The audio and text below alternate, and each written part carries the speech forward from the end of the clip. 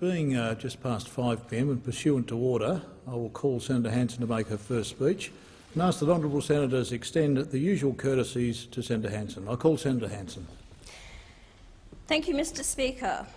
And first of all, I'd like to welcome everyone in this House and thank you for your attendance. It is very much appreciated. Mr President, when I cast my mind back to the last day on the floor of the House of Representatives in 1998, just prior to the election, I called out across the chamber, "I will be back." Those around me cried out, "No, you won't." My electorate boundaries were changed, forcing me to stand for a new seat of Blair. Also, with the introduction of full preferential voting, this cost me the seat.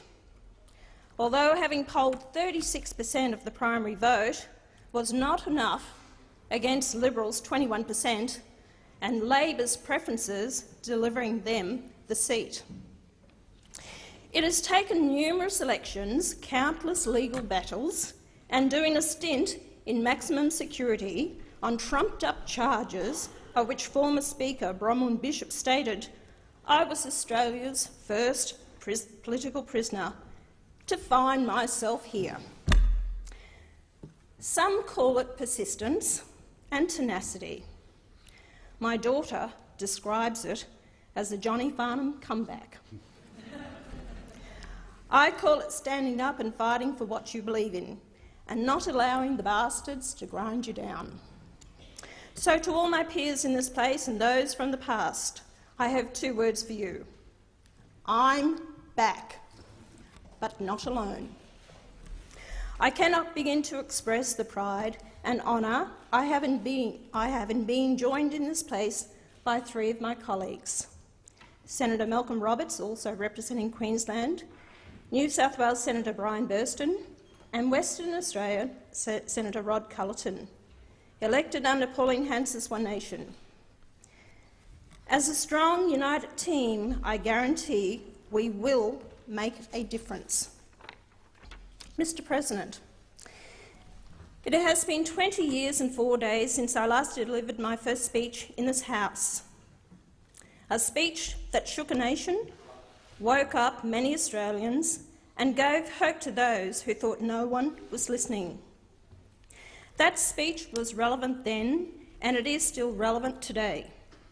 The problem is we have not had leaders with the foresight or the intestinal fortitude to cast aside political correctness. They have failed to discard old treaties and agreements that are not in our best interest and have signed new ones giving away our sovereignty, rights, jobs and democracy. Their push for globalisation, economic rationalism, free trade and ethnic diversity has seen our countries decline. This is due to foreign takeover of our land and assets, out-of-control debt, failing infrastructure, high unemployment or underemployment, and the destruction of our farming sector. Indiscriminate immigration and aggressive multiculturalism have caused crime to escalate and trust and social cohesion to decline. Too many Australians are afraid to walk alone at night in their neighbourhoods. Too many of us live in fear of terrorism. In my first speech in 1996, I said we were in danger of being swamped by Asians. This was not said out of disrespect for Asians, but was meant as a slap in the face to both the Liberal and Labor governments who opened the floodgates to immigration targeting cultures purely for the vote, as expressed by former Labor Minister Barry Jones, to such an extent that society was changing too rapidly, due to migrants coming in the front door but also the back door via New Zealand. Now we are in danger of being swamped by Muslims who bear a culture and ideology that is incompatible with our own. I love my country, culture and way of life. My pride and patriotism was instilled in me from an early age when I watched the Australian flag raised every morning at school and sang the national anthem, watching our athletes compete on the world stage, proud to salute the Australian flag being raised to honour them as they took their place on podiums. It's about belonging, respect and commitment to fight for Australia. This will never be traded or given up for the mantras of diversity or tolerance. Australia had a national identity before Federation, and it had nothing to do with diversity and everything to do with belonging. Tolerance has to be shown by those who come to this country for a new way of life. If you are not prepared to become Australian and give this country your undivided loyalty, obey our laws, respect our culture and way of life, then I suggest you go back where you came from. If it would be any help, I will take you to the airport and wave you goodbye with sincere best wishes. Mr. President, Australia is predominantly a Christian country, but our government is secular. Our constitution prevents governments from imposing religious rule and teachings. The separation of church and state has become an essential component of our way of life, and anything that threatens that separation threatens our freedom. Australia has embraced migrants from all different races, making us one of the most multiracial nations on earth. Most have assimilated and are proud to call themselves Australians, accepting our culture, beliefs and laws. And I welcome them from the bottom of my heart. As they integrate and assimilate, the disruption caused by diversity diminishes. Why then has Islam and its teachings has had such an impact on Australia like no other religion? Islam sees itself as a theocracy. Islam does not believe in democracy, freedom of speech, freedom of the press, or freedom of assembly. It does not separate religion and politics. It is partly a religion, but much more than that. It has a political agenda that goes far outside the realm of religion. It regulates Muslims' social and domestic life, their legal system and politics, their total life. Australia is now seeing changes in suburbs predominantly Muslim. Tolerance towards other Australians is no longer the case. Our law courts are disrespected and prisons have become breeding grounds for Muslims to radicalise inmates. Muslims are imprisoned at almost 3 times the average rate. The rate of unemployed and public dependency is 2 to 3 times greater than the national average. Muslims are prominent in organised crime with associated violence and drug dealing. Antisocial behaviour is rampant, fuelled by hyper-masculine and misogynist culture. Multiple social surveys find that neighbourhoods of Muslim settlement are suffering from collapsing social cohesion and fear of crime. Australians in general are more fearful. Terrorism is not only seen around the world, but is now a part of our society, with Muslim refugees involved in the Lint cafe siege, the Curtis Chang murder in Sydney, and the stabbing of the 2 police officers in Melbourne. The Grand Mufti and other Muslim leaders are deafening with their silence or lack of sympathy. Radicalisation is happening on our streets, suburbs, in mosques, yet our leaders continue to tell us to be tolerant and embrace the good Muslims. But how should we tell the difference? There is no sign saying good Muslim or bad Muslim. How many lives will be lost or destroyed trying to determine who is good and who is bad? Many more Australian Muslims have volunteered or tried to volunteer to fight for ISIS than we have in our own Defence Force. Asia has over 500 known terrorist suspects under surveillance.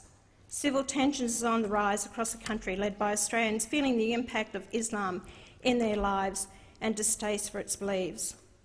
Their tolerance to our customs has seen Christmas carols no longer sung at some schools and Bibles not to be found in most hospitals. Some public swimming baths have times set aside for Muslim women only, and driver's licences are obtained by Muslim women wearing the burqa and niqab. Prayer rooms are no longer provided in universities, hospitals, schools, airports and shopping centres to accommodate Muslims.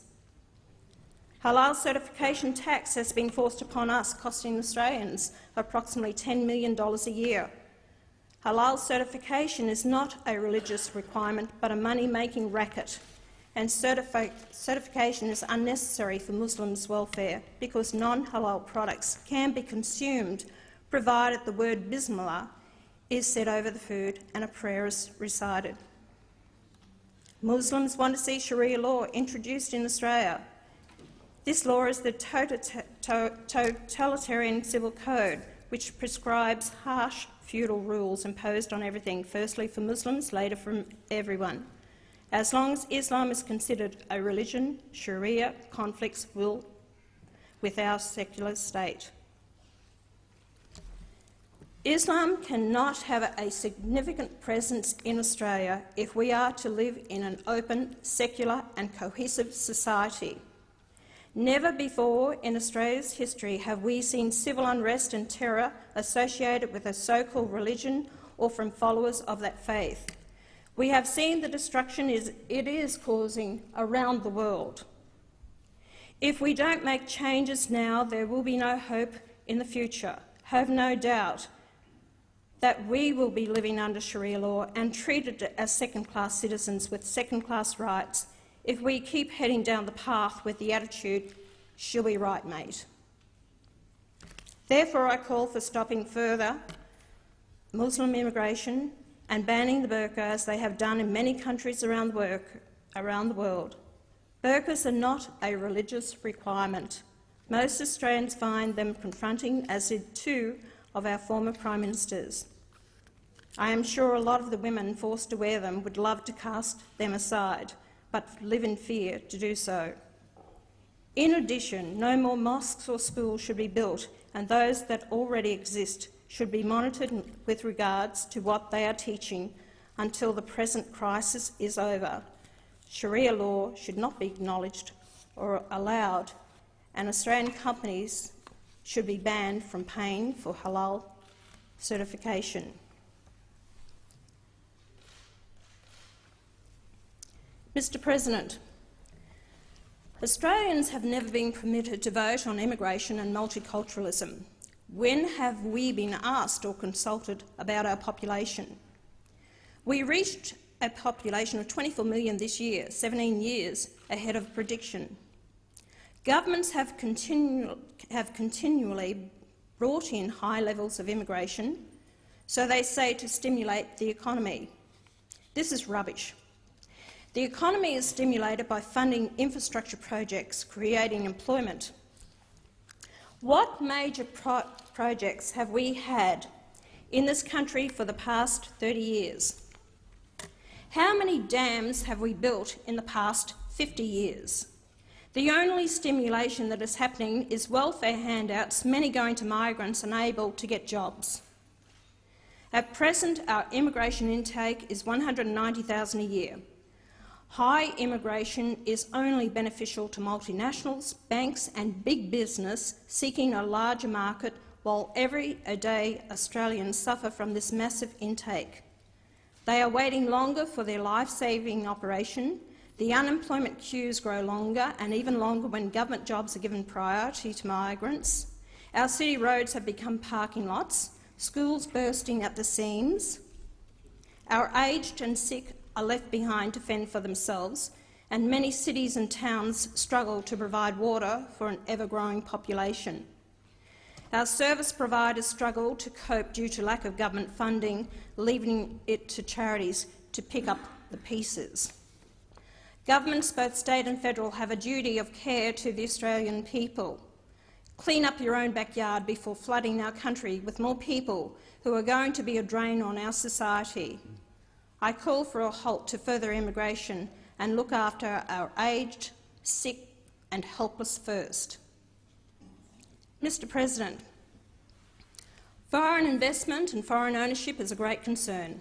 The government finally released its register of foreign ownership, which reveals that foreign interests own 13.6% of Australia's farmland. That is 52 million hectares, which includes 30% of the Northern Territory's farmland and 22% of Tasmania's. The register fails to show the quality of the foreign-owned land. Is it the jewels in the nation's agricultural crown? Let's have a register on all land owned by foreigners, including non-agricultural and housing, and why is there no information on who owns our country's vital irrigation and water assets, despite this being promised? The registry is a disgrace and makes me wonder whose interests this government is serving. Australia needs a national government, not a corporate one, not a union one, and not an alternative lifestyle one. Any foreign ownership is regrettable, but why are we allowing the Chinese government, an oppressive communist regime, to own our land and assets? Why are we allowing our ports, utilities, services, agricultural land and industries to be acquired by foreigners of any nationality? It is foolhardy to sell our water, agricultural land, our food source, essential services and ports. This is not in Australia's national or security interest. This foreign takeover is destroying small towns across the nation. A farm once the home of an Australian family is now run by a manager. People move, less money is spent, schools lose students, and then the town starts to die. Now these foreign-owned properties become food bowls for their own countries. Taxes avoided or very little paid because they go straight from paddock to plate. Transfer pricing, which involves minimising taxation by artificially charging high prices or operating costs to subsidiaries in Australia, and other forms of tax minimisation, is a certainty. Housing is beyond the dreams of ordinary Australians. Why? Because they can't afford to buy, due to foreign investors driving up prices. Officially, foreigners can only buy new housing, but this is not policed. If the Liberal Party want a pat on the back because they have reduced the purchase price to $15 million before going to the Investment Review Board, they won't get it from me. I intend to give them a kick up the backside. Australians have given their lives protecting this great land from foreign takeover. I can guarantee most didn't want to go to war, but knew it was their duty to ensure their loved ones lived in peace, but more importantly, they fought for freedom. I want Australian land and houses and companies to remain locally owned, and believe I speak for the majority of Australians. Our land and assets are not for sale. Governments are only caretakers of our assets. No contract has been signed giving them permission to sell them.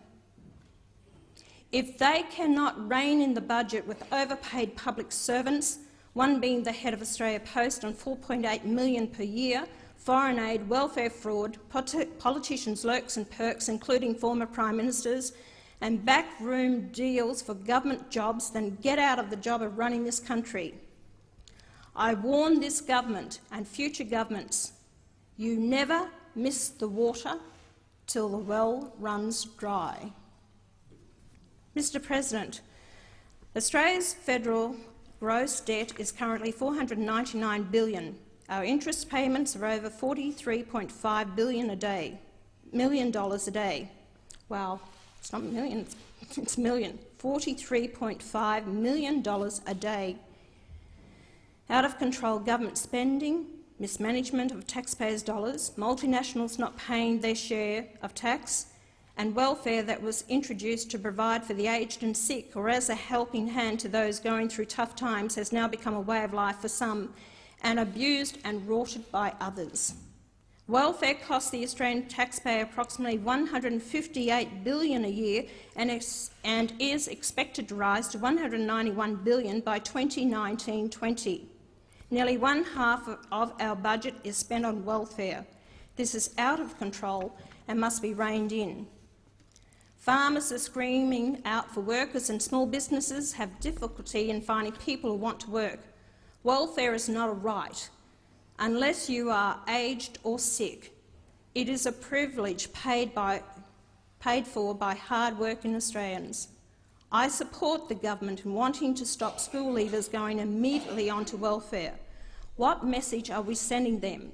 Teach them how to apply for a job. rather than encouraging them to become dependent on money they have not earned or worked for. Then we have the single mums having more children just to maintain their welfare payments, and Muslim men marrying multiple wives under their laws than having multiple children at our expense while they collect thousands of dollars a week from the taxpayer. How many have ever held a job?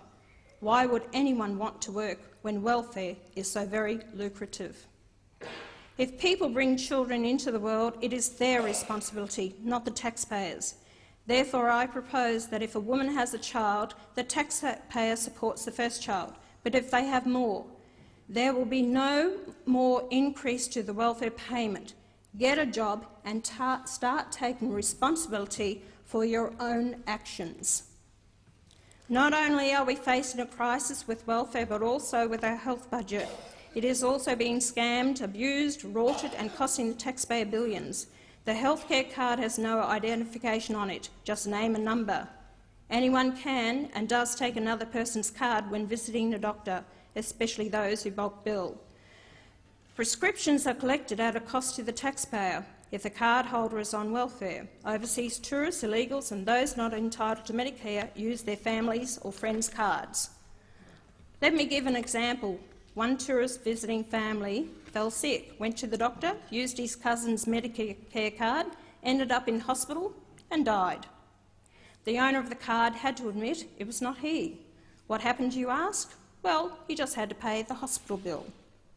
We have to stop the rorts, mismanagement and abuse of our taxpayer-funded services, whether it be welfare, health or education.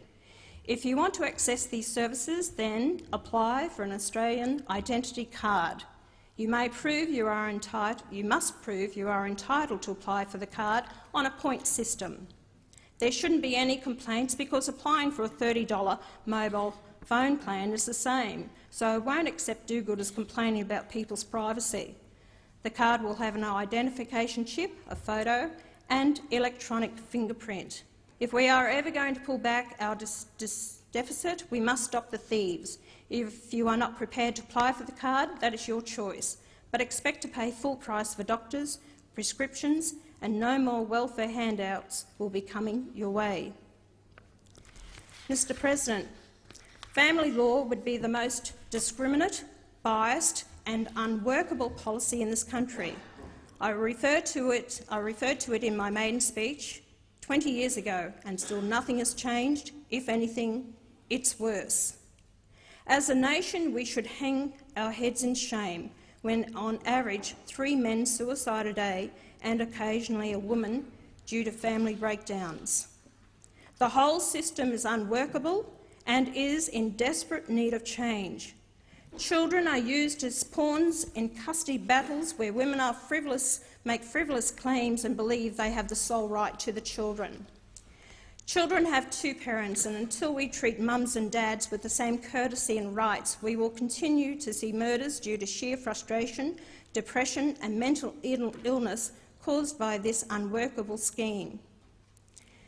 Suicide is the only way out for those who feel there is no hope. After facing years of costly legal battles, their lives destroyed and the pain of missing their children is the reason many end up in a state of depression caused by the trauma and, in some cases, the blatant vindictiveness from former partners.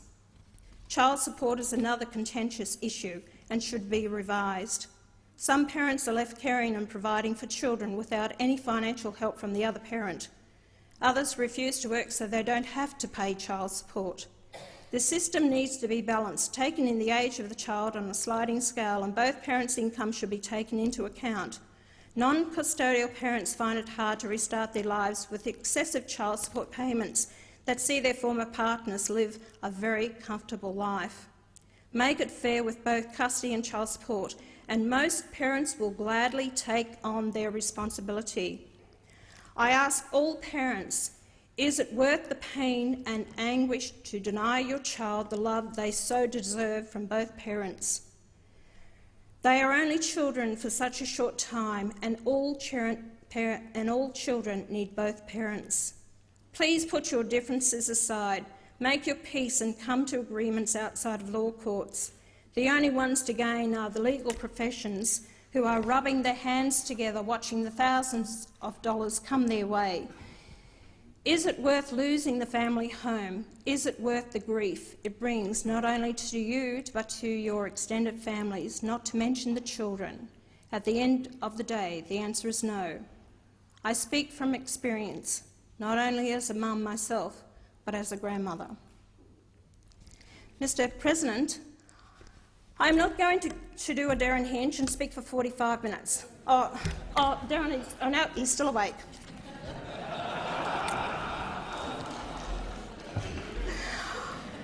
I have a lot more to say, but I've got 6 years in this place. Darren, sorry, you only had 3. So there will be plenty of time. Oh, I can feel the Greens cringing. No, they've left. And squirming in their seats at that thought. But I could possibly be here for 6 years. In closing, I will finish on this note. Very few of us ever travel or journey alone, and nor should we. Our loved ones and friends we have accumulated along the way are an integral part of who we are. 3 of my children are here today. They have been with me every step of the way, sharing my triumphs and battles, my high points and the lowest in my life. I didn't know my life was going to be such a roller coaster of a ride. I love you with all my heart. But I hate to tell you guys, it's not over yet. Buckle up. There are those who kept the political party I launched in 1997 alive for 13 years after I left in 2002 till I came back in November 2014.